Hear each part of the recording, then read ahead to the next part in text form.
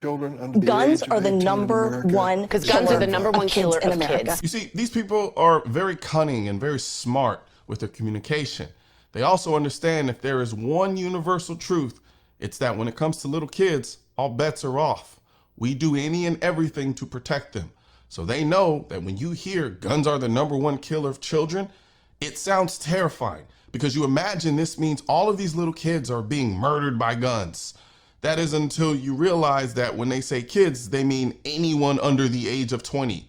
And when they say killed, they're also including self-deletions and self-defense shootings by cops and civilians. You see, they all got this talking point from this letter put out by the New England Journal of Medicine. This letter used CDC homicide numbers to conclude that guns are the leading killer of kids and adolescents in the United States.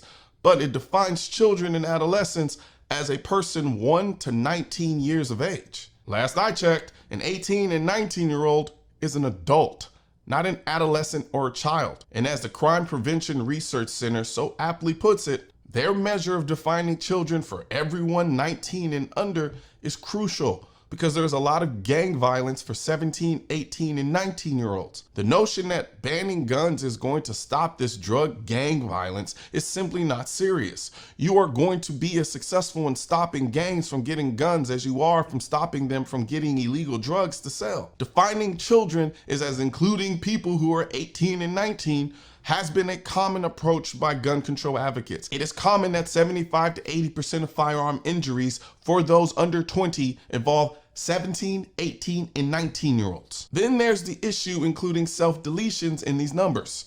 There is no reason for self-deletion numbers to be included in this stat because in places where guns are banned, total self-deletion rates remain unchanged. People just simply change how they self-delete.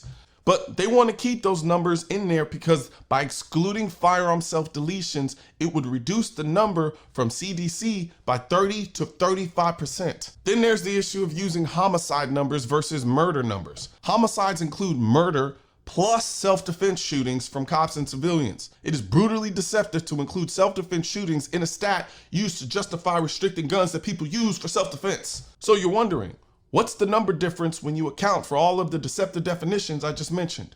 Well, if you use their inflated numbers in 2020 and 2021 for those under the age of 20, more of that age range died from guns versus car deaths, which is usually number one.